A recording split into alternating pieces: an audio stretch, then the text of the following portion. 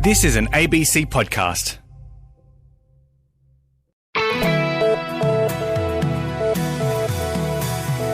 This is the WA Country Hour with Belinda Varaschetti on ABC Radio WA. Hello, how's your Monday going? And very happy you can be part of the Country Hour today.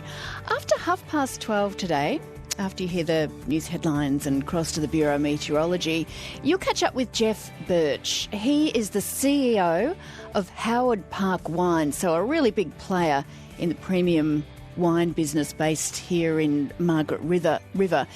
And he's going to tell you that he is done with China. Even if the trade tensions ease and those huge tariffs are eventually lifted, he says at this point it's just become too risky and the trust is gone, basically. So he is now on the hunt for a range of different markets around the world. Also today, you'll catch up with a WA-based company that's working on a database of timber DNA from around the world. And the idea is to get all this information together so that you know that the timber you use is ethically sourced rather than taken illegally from rainforests. You'll get the details of that a little later in the hour. First up, though, at 12:06, Western Australia's only northern-based abattoir is going to remain closed for the rest of the year due to a combination of record high cattle prices and reduced demand for meat products in restaurants and cafes.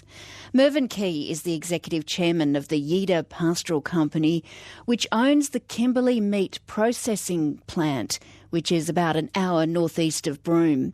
He does have plans to reopen the abattoir in March next year under a new cooperative model. But at this stage, economically, it doesn't make sense to keep the facility open.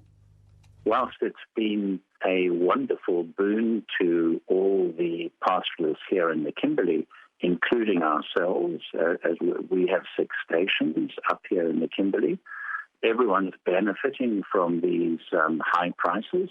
But with my processor hat on, clearly it doesn't pay to buy cattle at these levels and process. Due to the pandemic, a lot of restaurants and service industries in the US and in Europe have been closed for the past 12 months. That has resulted in a lower demand for meat. And as a result of that, there hasn't been the consequential increase in the price of meat. And so we're a little bit out of sync at the moment with very high cattle prices and meat prices not really having reacted yet. So that led to our decision not to open this year and plan to reopen in March of next year, with hopefully the market at that stage having righted itself, and also with our new plan of having a co-op type structure where we have 5 or 6 pastoralists in the Kimberley join us in an operating company, which is going to be effectively leasing the abattoir and all the equipment and starting the new operation next year on that basis. Who's interested in buying in? A lot of interest from at least 5 or 6 pastoralists in this area and indeed in the Northern Territory. Everyone has asked at this stage not to throw their names around the place, which I obviously respect and won't do until they agree for me to do that. And so, yes, I am confident that we will certainly get our new team together that will be operating the abattoir in 2022. How would that collaborative model work? And presumably it's going to make processing meat at the facility more viable into the future. What we're looking to do is to get commitments from the 6 or 7 guys. We'll be one of them. And those commitments will secure at least half of what we require, which is about 25 to 30,000 head a year. That gives us the critical mass, the economies of scale, and it means that one's in a profitable operation. So we then go into the market and acquire the balance of what we need from other pastoralists in the Kimberley and Northern Territory. When are the key dates for YEDA, trying to have that all finalised and signed off before you can make that decision to reopen next year? We expect to have the co-op partners agreed and confirmed by the third quarter of this year. There's no hurry. We've got plenty of time on our side to work out all the details. So that's our sort of timetable. What does this year look like for YEDA Pastoral Company?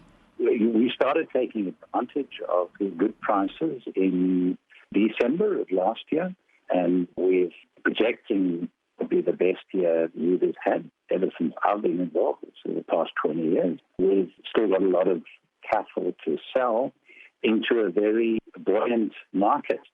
So we are focusing on using some of the staff from the processing facility to build up additional infrastructure on YEDA, on the stations, and utilising the labour for that, and upgrading waters, upgrading fencing, and I think for all the pastoralists in Kimberley this year, it's going to be a record year. I understand there's a number of overseas workers on visas. They're going to be able to have jobs in other areas of YEDA's pastoral operations. Is that what you were saying? You know, we've had our labour force for about 4 years, over 4 years now, and they are essentially from the Philippines, and most of them have acquired permanent residence in Australia, and very few of them are still on visas. And those that are on visas, we are speaking to the department at the moment, because normally what would happen is those people would have to leave the country, go back home. But because of the pandemic, that wouldn't be hard to have. And also there's a huge shortage of labour up here in the Broome area, and backpackers haven't been able to get into Australia, as you know, for the last 12 months or so. So having all those jobs available for them, we are obviously accommodating everyone who is with us for the year that they won't be operating at the processing plant. YEDA Pastoral Company's Executive Chairman Mervyn Key telling Courtney Fowler about the company's decision to keep the Kimberley Meat Company's processing plant, which is just out of Broome, closed for the rest of this year, but there are plans to reopen in March 2022. 12:13. Well, Chair of the Kimberley Pilbara Cattlemen's Association, David Stote, says he's disappointed but not surprised by the temporary closure of the state's only northern-based abattoir. It is disappointing that it won't be open. The KMC facility has been an important part of the marketing options for producers here in the north. So, look, that is very disappointing. It's also disappointing for the KMC workforce, who are probably without a job this year. So, and obviously face an uncertain future. So that's disappointing. But look, it's not surprising. I mean, cattle prices are very high, and it's a difficult time to be in the meat processing business, I guess. We still have the option of sending cattle to the processors in the south of the state, and they have been active in the market, so that they are looking after us. It's just a long taxi ride, obviously, for the cattle to get there.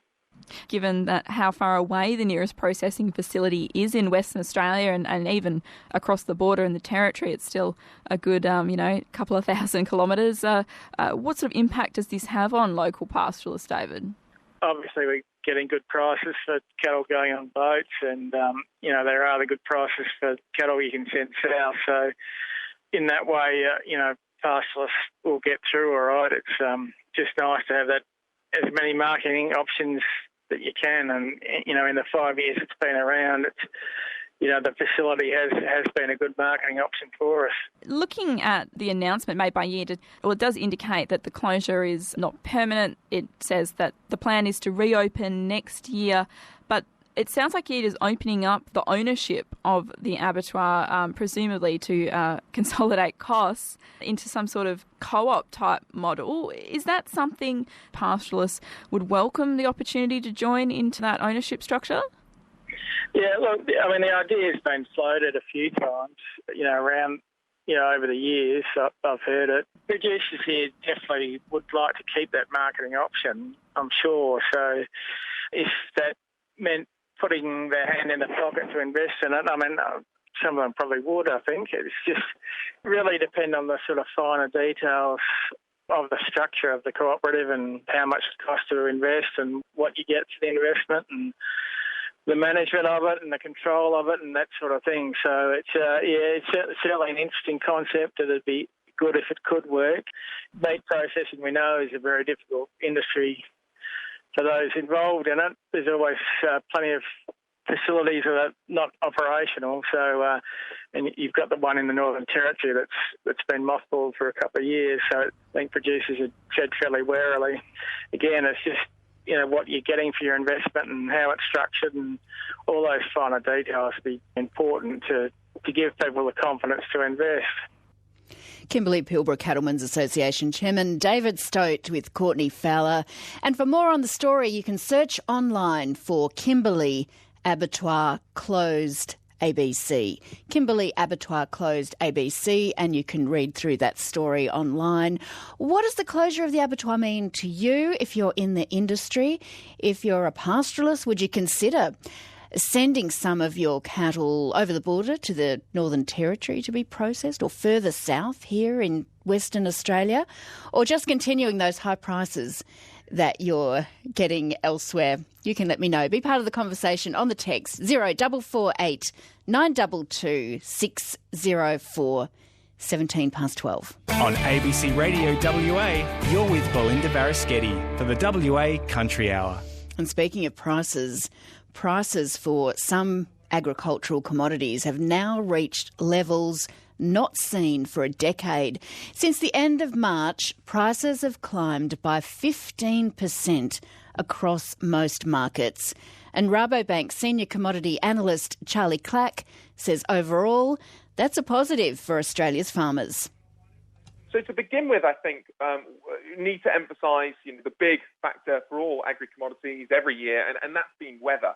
There's been a huge amount of weather risk entering into the market at the moment. Well, La Niña has been largely a blessing for many growers and irrigators, particularly here in Australia. We've seen some nice moisture. Of course, soil moisture now, pretty much full in terms of the profile. Some on-farm dams nice and full as well. It's been a real blessing here. In other parts of the world, it's been a major, major challenge. And so when we look at those big heavyweights when it comes to agri-commodity exports, we're looking at the US, we're looking at Brazil in particular, and those guys are facing some pretty serious dryness. And so, that all comes back to actually reducing kind of what is available to the world. Add on top of that, fairly active speculative force at the moment. There's a lot of investors out there looking for a potential hedge against US dollar inflation, and agri-commodities provides a compromise there. Some of those safe havens, like the likes of gold or perhaps real estate, in a COVID world, well, they've either become very expensive or not quite so easy to do business with. So yeah, agri-commodities is providing quite a popular place to put your money if you're worried about US dollar inflation. So what does all of this global movement mean for Australia? For the Australian market, of course, it is pretty positive. Not only have we seen some really positive signs from the weather in terms of La Niña providing us that moisture, but of course, many of these global prices form a benchmark for the Aussie price received at the farm gate. Now, when we look at perhaps say the grain price or so, it's not a perfect correlation. Of course, we take into account basis here as well, and we're looking at a relatively positive signs of production, which of course high supply in the region will put pressure on the basis. But the overall aspect, given that we are a major exporting nation for many different commodities across the cereals, sugar, cotton, etc., this forms a benchmark. So it does provide some really strong prices and a good outlook, I guess, for our growers when it comes to margin. We can't ignore the elephant in the room here talking about international trade. Australia has a big issue with China at the moment. How is that playing into this situation? Well, this is a really interesting one here because, one of the reasons behind this really strong demand and really strong sort of price rise in agri-commodity prices. We've seen China really being quite insatiable in terms of its hunger for the likes of soybeans, also to some extent for corn and cotton as well. We're seeing some really, really strong shipments because these shipments are not coming from Australia, they're coming from the US and they're coming from Brazil. Now, you may think, we are sort of missing out on this, and to some extent we are. If we look at basis, undoubtedly the loss of China is affecting the premiums that we would like to enjoy here if they were coming to our shores. But actually, indirectly, the impact of China buying more from the US pushes up that US price, which is the benchmark for international prices. So actually, it does come back to Australian shores in terms of being pretty positive, price-wise. So it's an indirect positive impact at China's big appetite at the moment. We could see a better outcome if China was buying directly, but of course, as we know, those geopolitics are playing out, and we expect them to continue, I think, in the medium term. So no reprise, it doesn't look like, for a minute. Rabobank senior commodity analyst Charlie Clack speaking with Jane McNaughton. 12:21. And when it comes to buying a farm these days, it seems no price is too expensive. Low interest rates, strong demand for agricultural products and favourable seasonal conditions are fueling the current rush of demand. As Clint Jasper reports, some recent sales have left many farmers gobsmacked and wondering just how high prices can go. For 30 years, real estate agent Gary Todd's been selling farmland around Western Victoria, roughly 250 kilometres northwest of Melbourne. When I started in 1994, the pick of the country in this district was $700 an acre, and the lesser country was down from that. And I bet it's a fair bit more dearer these days. Well, it's jumped significantly to somewhere between nearly 10 times that amount. His observations fit the national trend. Specialist lender Rural Bank calculates farmland values have risen at an average annual rate of 7.5% for the last 20 years. By way of comparison, that's pretty much the same as returns on the Australian Stock Exchange over a similar period. And in the last 10 years, farmland values have almost always outperformed the residential housing market. You're seeing a gradual decline in the number of farm transactions and that gradual increase in property values. Rural Bank's Chief Financial Officer, Will Rayner, keeps a close eye on farmland values. And what you're seeing is some really strong demand from, the neighbour competition, so people looking to get efficiencies of scale and size in their existing operations. For farmers, their land is usually the most valuable asset on the balance sheet. It doesn't pay a direct income because they'll only realise a profit from their investment once the land is sold. But amid volatile market and weather conditions, the slow and steady rise in farmland values offers confidence to the sector. Yes, so this is Westwood, which we took possession of in February, and we're just in the middle of sowing it for the first time. Kelly Penfold and her husband Rowan Barr are the types of neighbours that Will Rayner was talking about. They farm in Henty, between Wagga Wagga and Albury in southern New South Wales, and when a major global agricultural land investor, the Westchester Group, was selling an aggregation of properties in their area, they were keen for a slice of the action. So on our side of town and close to our farm was a 660-acre block, which we then put in a tender for and were successful at achieving being the buyer. What drove the decision to, get a parcel of that land? We didn't really need to expand business-wise. We were going okay. We were pretty happy with how we were going. So it was more a chance to harness both low interest rates and our equity to be able to make a better investment, I suppose, for the long term. When the couple compared investing in a residential investment property, stocks and a startup business, farmland was the winner. Well, the principle we're working on is the fact that today we can borrow money for 2.2%. We know that our return on that farming land we can make about 4%, so that covers the interest with a bit of profit. And the capital gain will be, we're budgeting on about 10%. So at the end of the day, taking interest out, there's about 12% a year return that I can be harnessing for future growth or benefit or expansion or whatever you might want to do with that at the end of the day. So it takes a bit of that emotion out of it. We know exactly what it's up to and what we're planning on. So, yeah, why not? Commercial banks finance some 95% of farmland purchases, and they can typically require anywhere from 40 to 60% security on those loans. As farmland values rise, those that already own land are in a much better position to expand because their equity in existing property continues to rise. But Will Rayner says that means for those outside of the market, the rising values are a significant hurdle. Look, I think it's an issue that structurally we need to turn our minds to as an agricultural sector. So while it's great if you've got these very strongly appreciating asset values if you already own land, for those that are new or emerging entrants into the sector or those that are going through a succession planning event, it can be cause some real headaches. It's a pain being felt by Queensland regenerative farming experts and cattle property managers Damien and Tony Maloney. So we've been pretty fortunate to have worked with some of the best operators in the industry.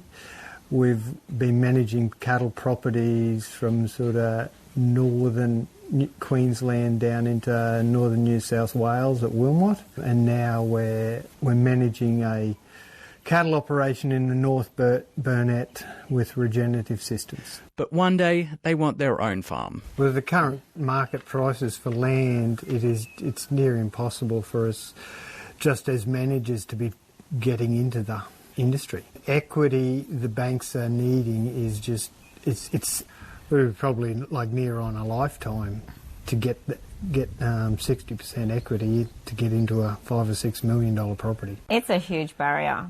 Basically, to come up with that type of money, plus on top of that you need to have the money for the livestock, plant and equipment to actually have an operating business. It's very challenging. To help, Damien and Tony are participating in the Cultivate Farms program. It's a business that aims to match aspiring farmers with either retiring farmers or investors willing to partner with them. Their end goal is farm ownership, although at the end of the program's coaching and business plan development journey, leasing land at more favourable rates may also be an option. Various state governments offer first farmer loans, and the federal government's AgriStarter program opened in January this year. All signs that while rising farmland values are great for the sector, the barrier they pose to new entrants is slowly receiving more attention. Rural Bank's Will Rayner. If you take a step back and think philosophically what we want in agriculture, we want a really dynamic industry with really broad and deep sources of capital to invest in it, and we want the best and brightest talent working in the sector. So it is a structural barrier that we need to turn our attention to. What other avenues are available to us to help young and emerging entrants or to help those that are going through a succession planning event so that they're not requiring or relying solely upon landed values for security. Clint Jasper with that report, and his story was on Landline on ABC television over the weekend, just yesterday. If you missed it, you can always catch it on iView, of course. 12:28.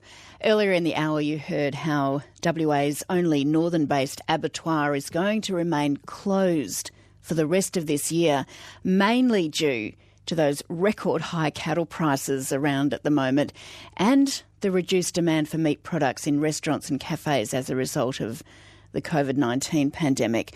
Peter, in response to that, says, what does this all mean to him? Well, it means, to Peter at least, that Alana McTiernan, the Agriculture Minister, and WA Labor will have to stop opposing live export by stealth. You can be part of the conversation too. The text is 0448 922 604. Still to come, how to ensure the timber you use is ethically sourced and not coming from, sourced illegally from a rainforest, for example. There is a WA-based data company who is working to try and establish that DNA database to ensure that's a possibility. And also the results of the Mushey cattle market just before the news at 1. First, Jonathan Beale is here with an update from the newsroom. Hi, Jonathan. Hi, Belinda. The Premier, Mark McGowan, says while authorities don't know how a hotel quarantine security guard became infected with COVID-19, ventilation issues at the Pan Pacific Hotel where he worked were not the issue. No community cases have been recorded today, but there have been 3 cases in hotel quarantine, all returned overseas travellers. Perth remains under the threat of another snap lockdown after the guard and 2 of his housemates tested positive last week. The Federal Health Department says a temporary ban on Australians arriving home from India is needed to ease pressure on quarantine systems. From today, anyone arriving in Australia within 14 days of spending time in India could face fines or a prison term. Human rights groups have criticised the decision, but Health Secretary Brendan Murphy says the Howard Springs Quarantine Centre near Darwin is at capacity. And West Coast CEO Trevor Nisbet says the AFL should consider postponing games if crowds are banned. Nisbet says the football industry lost more than $2 million after spectators were banned from yesterday's Western Derby against Fremantle, hours before Bouncedown due to a COVID outbreak in Perth. More news, Belinda, at 1 o'clock. Thank you for that update, Jonathan. 29 to 1. You're with Belinda Baraschetti for the WA Country Hour on ABC Radio WA. And shortly catching up with the head of Howard Park Wines in the Margaret River region, who is saying that even if China picked up the phone today and said, you know what, let's remove those huge tariffs on Australian wine going into China, he would be very reluctant to pick up that offer and export to China again, feeling like it's just too risky and basically the trust just isn't there anymore. And he's intent on looking around the rest of the world, finding new markets from here on in. Right now, it's off to the Bureau of Meteorology, catching up with Noel Pusey. Noel, how's it looking across the Southwest Land Division this afternoon? Oh, Belinda, it's fairly clear for most of it, I think, but we've had an onshore southeasterly flow out of a ridge to the south of the state hitting the coast between Albany and Bremer Bay, that area there, for the last sort of 6 to 8 hours, and there's been some quite heavy rainfall out of that. 95 millimetres recorded at many peaks just inland along the coast there, and a few other spots, sort of quite significant falls there as well. Things should start to ease a little bit through the afternoon as the conditions are just right for that sort of rainfall start to dissipate, and we get back to more normal sort of on-coast winds and a little bit of shower activity, but nothing like the rainfall they've had, hopefully.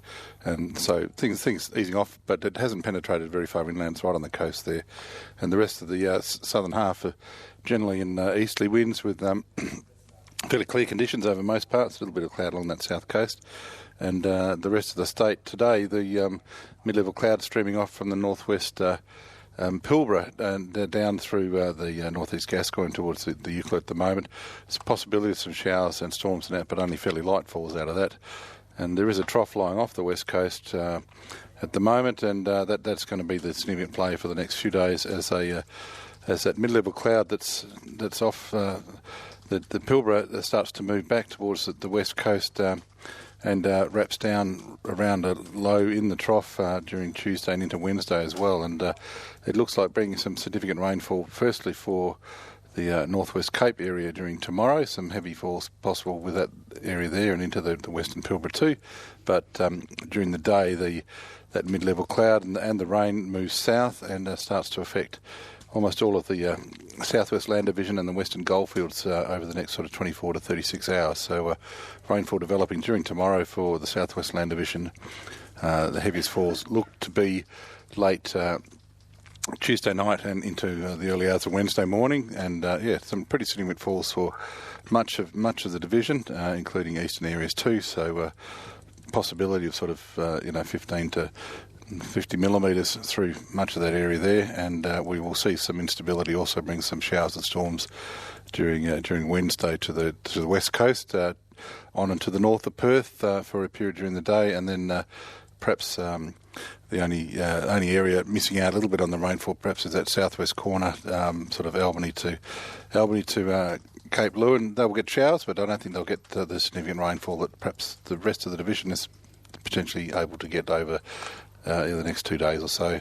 But there are follow-up rains as that low and the trough move to the southeast away from the state. We see another system come up during Thursday into Friday, and again it looks like to have significant rainfall for the southwest corner, but also much of the southwest land division, and sort of reaching into the western goldfields once again Thursday night into Friday morning. So looks like some reasonable falls on the way for the next few days to follow up from that previous front we had last week. Well, it certainly does, Noel. What about in northern and eastern parts? Is there any more to add to what you touched on earlier? Just that mid-level band over the next few days. As the low moves away to the southeast and the south, the band progresses slowly east across the Pilbara, so it continues to, apart from the heavy rainfall around Exmouth area developing during tomorrow, we'll see some still reasonable falls, but not as heavy, extend to the central and eastern Pilbara during Wednesday and into Thursday before that band starts to dissipate, and eventually it'll heat the sort of South Australian border and the western areas of the interior as well during sort of Thursday into Friday before moving east. Activity in the north, it seems like the wet season is over for the Kimberley, at least anyway. Dry easterly winds for the next few days with no sign of any showers or storms there at all. What about warnings this afternoon then? Well, we still have the severe weather warning current for the south coast between Cape Reach and Bremer Bay there in the southeast and the southern coastal district there, and some heavy rainfall possible with that, but should ease. And there are strong wind warnings current from dorsal around the southwest Capes all the way across towards Israelite Bay as well, as associated with those easterly winds, but they should also ease during the day. Noel, thank you so much for that. It's 24 to 1. This text just in from Rob in Williams. Hi, Belle. I hope Richard Hudson is at work today after yesterday's great win by the mighty Eagles. He is in, Rob, and there'll be quite a serving of humble pie coming up very shortly. To the rainfall figures first, Richard. Thanks, Rob. Is that Robbie Williams or Rob from Williams? I've got your number, Rob. In the northern and eastern forecast districts over the weekend, so this is up until 9 a.m. today for the previous 72 hours, nothing worth mentioning at all for the Kimberley, so the dry season certainly has started. We'll have more on that in a moment.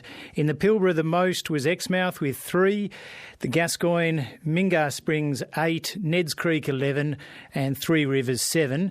In the interior, Cunyu 22, Lorna Glen 24 and Prenty Downs 8.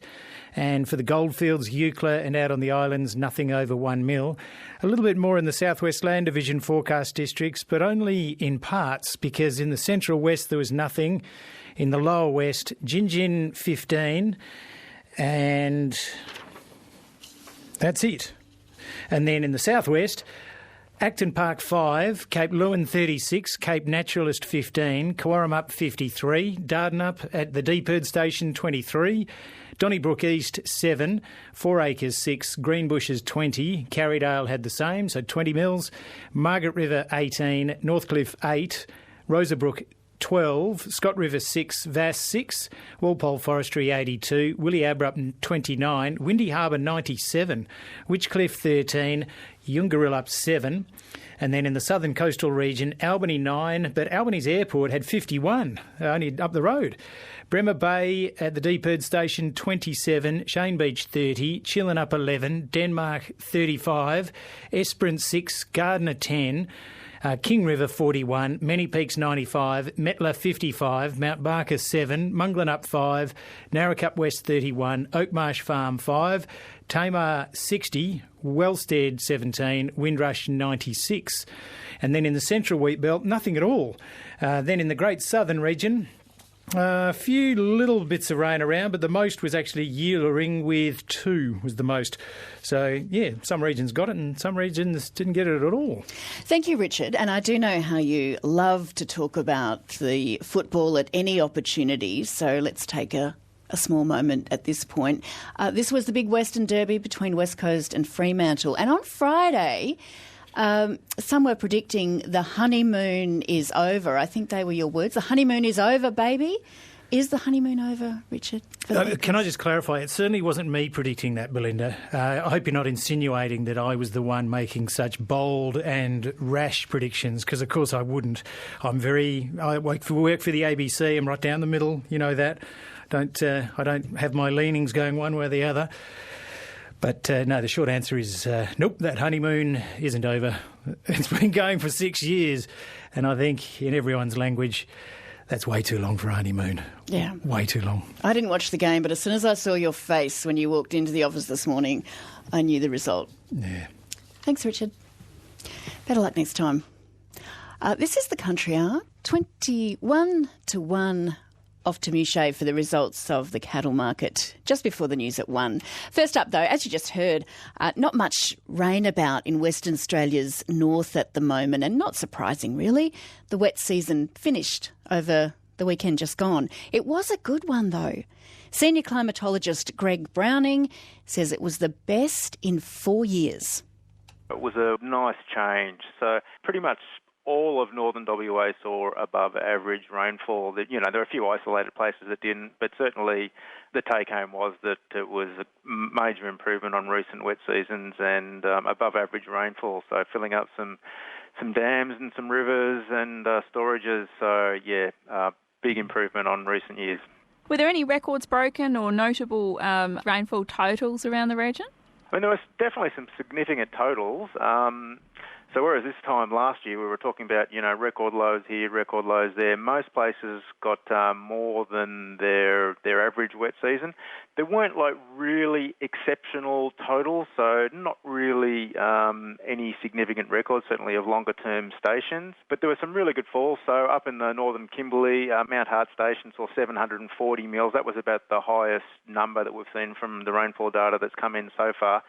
So, I mean, that's a pretty significant fall. And then a lot of the, bigger places like, Broome received not quite its normal average, but certainly an improvement, about 90% of average. You go inland a bit, they did really well as well. So, places like Fitzroy Crossing, Kununurra had about 115% of its long-term average. So most places are generally in that 100 to 150% of their long-term average. So compared to last year, where a lot of those places were between about 50 and 70%, vast improvement. We didn't see too many cyclones this year, but we did see some significant low pressure systems dump rain on parts of the Pilbara and Gascoyne. What were the standouts there? Yeah, if we look at those areas, Mount Florence saw about 615 millimetres. And these figures are, again, pretty much in that 100 to 150% of their normal average. Nullagine saw over 600 millimetres. Even Marlborough had pretty close to 600 millimetres. Karajini, 460. So there were, again, still some good totals. Not records through that area as well, but they did quite well. And most of that rainfall was basically not directly related to, tropical cyclone activity, as you said, but again, they just had some, good, consistent sort of rainfall. So looking at sort of rainfall deficiencies over the last 12 months, leading into this wet season, especially around the Gascoyne, some of those places were almost lowest on record for that sort of period. So there's still some areas that may have some, some longer-term rainfall deficiencies, but it did make a significant difference to a lot of those places. And what can people in the northern part of the state expect going forward in terms of the dry season ahead? At this stage, the outlooks are suggesting it's going to flip into a pretty dry sort of state quite soon. But one thing we do have that's still a legacy of the La Nina is still some quite warm waters across parts of coastal northern WA, more so along the northwest Cape and sort of down the west coast. So that means there's probably still the chance of maybe a little bit more shower activity than what we normally would, and that transition may take a little bit longer. But typically in the year following a La Nina, we do see some cooler temperatures as well, particularly overnight temperatures. So there could be some nice dry conditions throughout the dry season. Bureau of Meteorology Senior Climatologist Greg Browning. You can read more of the story online. Search Wet Season Best Ever ABC and you will find it. Wet season, best ever ABC. This is the Country Hour, 16 to 1. The head of Howard Park Wines, which is a major Margaret River-based premium winemaker, says he is done with the Chinese market, even if trade tensions ease and the hefty tariffs are lifted. The release of Wine Australia's industry export snapshot last week revealed a significant hit to the wine export value and volumes last year. That report found the value of the Chinese market to Australia fell 18% to just over $1 billion. Howard Park Wine's CEO, Jeff Birch, says even if the opportunity comes up to revive the Chinese market, it's become far too risky and the trust is gone. We've all had to move on mentally. The accusation that we were dumping wine was totally incorrect, and that will ultimately to be decided by the World Trade umpire. But it's a political issue, and, there's no point in the wine industry looking at it and crying. We've all mentally moved on and got to look for other markets, in which that's what we've done. The numbers are not surprising. They're shocking, Just how much of a hit has it been for a business like Howard Park? Do you have a percentage? I don't have a percentage. It was significant, but we were always careful to have other markets. We've always had a long-term export strategy across, and our major markets were always the US, the UK in particular, and Canada and Southeast Asian countries. So China was an important part, but at the end of the day, it wasn't catastrophic, painful, but not life-threatening. And so just when you say it wasn't catastrophic, but it did cause a hit, how have you pivoted? What have you done to try and get around this issue? Well, we were quite lucky because the West Australian wine industry has a partnership with the state government. They've been very supportive. It's a 50-50 partnership where we're both contributing $3 million each over 5 years to replace that business that was lost in China. So we've pivoted towards other markets, the UK in particular. In our case, we've rebranded our Madfish brand. We've relaunched it. We've had a long-term relationship with some of the grocers. So we've got some terrific listings with Tesco, Morrison's, Waitrose, and that's picked up a lot of the slack. We have a partnership with Kylie Minogue and with Surrey and Botham, where we're making wines under their labels, so that's promoting Margaret River Chardonnay, and that's bringing new customers to us and to the West Australian wine industry. So we haven't been idle and thought, well, what are we going to do? What are we going to do? We've moved on. China is not going to come back, so let's get on and do things that we can do and are in our control. The industry and the state government are working pretty hard with a whole lot of programs to develop the UK, US, Canada, Singapore, some of these other markets. How do those markets differ? Are they higher value markets? Well, they're a bit more balanced. From that I mean that they take red and white wine, whereas the China market was almost 97% red wine. So that is it's a better outcome for the industry because, you're selling red and white. The China market was essentially Shiraz and Cabernet, whereas the other markets take a much wider variety of varieties.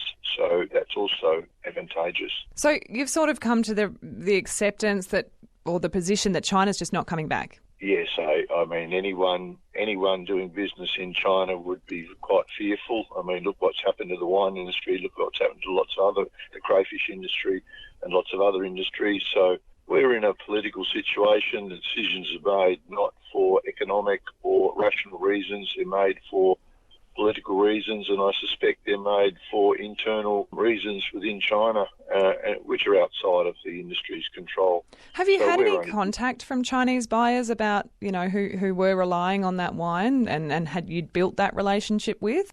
I think they're always hopeful, but they are very mindful of what they say in China. It's very controlling. They are very careful of their position. I think they've resigned. They're disappointed, but they have an acceptance of, well, it's outside of their control. It's been very disappointing.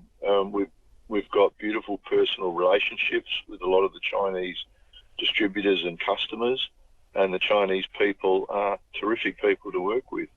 But we're in a political situation that neither of us wish for or want, but it's kind of inevitable. So I guess they've had to pivot to other countries. One of our distributors is now importing more wine from France and Chile and Spain and even New Zealand, which I find a little bit, hard to swallow. But anyway. So it's all about moving on from China from here. Yeah, I think so. I mean, how would you describe that relationship though now? Is it one that's sort of irreparably damaged now? I think even if the duties were changed, I think the way it has happened and the politics behind it all, I think you would be very, very reluctant to invest money in the Chinese market if you wanted to run a balanced business. Trust has been destroyed. Trust takes a long time to build up, but it very quickly can dissipate. And, we spent 20 years in that market and we invested a lot of money in that market, and it was galling and painful to basically write it off, and you'd look back over 20 years of hard work and go, gee, that accomplished nothing. So I don't think we'd rush to put that back in, go into that situation again. I mean, we're a family wine business, so we look very long term, and maybe my children might have a different view in 10 or 20 or 30 years' time, but at my age, I certainly don't expect to be going back to the China market. Howard Park Wine's CEO, Jeff Birch, with Jessica Hayes. On the Country Hour, it is 10 to 1. An Albany-based data company is working to revolutionise the efficiency of DNA tracing in the Australian timber industry, and it's been given a $60,000 Commonwealth grant to do it. Interpredata is going to use the money to build a database of timber DNA from right around the world to track and ensure timber is ethically sourced rather than taken illegally from rainforests. CEO Greg Stocks says it is great to see the federal government supporting start-up entrepreneurial projects. We're an analytical database company, and we made a submission in conjunction with the University of Adelaide to develop a database that analyses the DNA strains that come out of timber species and food and oils. So the University of Adelaide do that as a matter of course manually, and it's a very slow, laborious process. We developed an analytical database for elemental fingerprinting, if you like, over the last 4 or 5 years. It's a very lonely subject to do those sorts of development projects on your own, and we did those at our own cost. The University of Adelaide saw what we did and said we could apply that to DNA strains, and they do perhaps 2 or 3 samples a day because it's a very slow process, as I said. Our process for elemental fingerprinting takes about 20 minutes to do 200 samples, so it increases productivity. But what we're hoping to do is to then be able to track the ethical sourcing of timber, which has worldwide applications, so that people are using plantation timber rather than, or ethically sourced timber rather than illegal timber sourced from, for example, rainforests, and sold as substitute for other things that they're not. That's the basics of it. We've got 18 months, and we're very hopeful that we'll be able to produce that database and speed up that process and apply it around the world. So, Greg, when you use DNA tracing on timber, just how certain can you be that the timber you've traced isn't illegal timber? Every location and every timber species has its own DNA strain. There are slight variations, just as there are in human beings.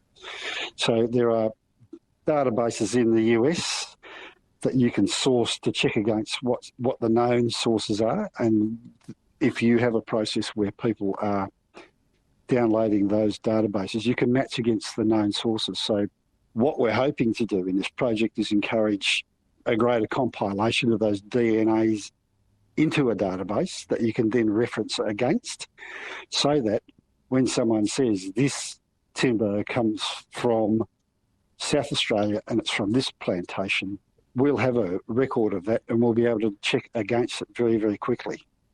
Just how much of a problem is illegal logging at present, and how much would this do in order to prevent the use of illegal timber? Some would say it's worth around $30 billion a year in substitution and fraud. But you have the same issues in all types of agriculture, and that's why we did the elemental fingerprinting as well. So that food's a massive issue for premium products that get substituted. Wine, for example, gets substituted massively. Some things that are sold as wine aren't really wine, but you can do all those sorts of things with these sort of databases to analyse things very quickly. But in terms of timber, this should help the industry worldwide. If we can prove this up, and we're confident that we can, I think it's a major step forward towards being able to check against where the ethical sourcing of logging is. And what separates what you're doing from what's being done elsewhere in the world? As I say, the University of Adelaide do work with people, but an analytical scientist might only be able to process a couple of samples a day because you've got to cut and paste, you've got to manually analyse and compare and contrast. Whereas if you have an automated system, which we have developed for the elemental fingerprinting, and that architecture we believe we can apply to this project, but it's obviously going to take some time to re-engineer for DNA. It then speeds the thing up so that if you can do 200 samples in 20 minutes, which is our goal, more scientists, more laboratories, more of the timber industry will take up sampling as a matter of course, because everybody wants to know the provenance of supply now. So there are big pressures on blockchain, supply chains. This is just something that sits in the background that people can use for their blockchains to go, we have this ability now to prove where our product comes from, which is what people are expecting to be able to do. So it has massive applications, particularly in the agricultural industry and even the mineral industry. Interpredata CEO Greg Stocks telling Angus McIntosh about the company's plans to speed up DNA tracing timber from 2 to 3 samples a day to 200 samples in 20 minutes. ABC WA, this is the Country Hour. It's 4 to 1. Off to Muche now, and there was a total of 1,461 head of cattle penned for sale today. So the number's up 800 on last week. John Testrow is at the Muche sale yards, which are just north of Perth. Hi, John. What were prices like today? Yeah, g'day, Belinda. Extra numbers had a telling effect with the younger cattle back 10 to 20 cents a kilo. Grown steers and grown heifers remain firm, but the prime cows softened by 10 cents a kilo, volume driven. But overall, not a bad sale, Belinda, compared to last week's inflated rates on a light yarding. But let's jump through today's. In the weaner portion of the yarding, local weaner steers to feeders, they sold from 400 to 572 cents. They were down by 10 cents a kilo. Corresponding pastoral weaner steers sold from 272 up to 444, down 10 cents. Local weaner heifers sold from 320 to 488, a fall of 10 cents. And the pastoral weaner heifers also down 10, and they sold from 220 to 368. In the yearling division, 20 cents was the common fall there. Most of the cattle were supplementary fed and presented very well. Yearling steers, they sold from 380 to 460. Pastoral yearling steers, 320 to 380. And local yearling heifers to the trade were mainly grain supplementary fed, as I said before, 382 to 408. And the pastoral yearling heifers also down 20 in line with the local cattle and sold from 280 to 394. Local grown steers, very firm, 500 to 600 kilos. They sold from 330 to 396 cents, and the pastorals at 320 to 350. Grown heifers also firm, local at 340 to 396 and pastoral 350 to 352. Very good sale on those. In the cow market, medium weight scores, 2 to feeders and restockers, sold from 200 to 290, very firm. Similar score, 2 weights to processors. They sold from 250 to 270 firm. And the prime heavy to processors, they eased 10 cents. They sold from 278 to 318. Bulls, heavy prime to processors, 296 to 332, firm on strong demand. And the little fellas to live export, they sold from 320 to 440 and remain firm. That covers the market for today, Belinda. I'm John Testro for MLA's National Livestock Reporting Service and the ABC. Thank you for that, John. And just to wrap up in some livestock export news, 12 international crew members are now seeking asylum in Australia after their export ship arrived in Townsville last week. The Polaris 3 arrived in Townsville on the 27th of April. The crew left the ship to go ashore and then refused to get back on board, and their visas were subsequently cancelled. One man was unaccounted for, but Queensland police say he did turn himself in at a local police station. All 12 have been tested for coronavirus. All are negative. But Queensland Premier Anastasia Palaszczuk says she's going to mention this incident at National Cabinet. She thinks these are issues that Border Force needs to look into more closely. The crew members will be taken to a place outside Townsville where they'll complete quarantine under direction and guidance of Australian Border Force, and officials will then determine if there's a genuine refugee status for them. News time, 1 o'clock. You've been listening to an ABC podcast. Discover more great ABC podcasts, live radio and exclusives on the ABC Listen app.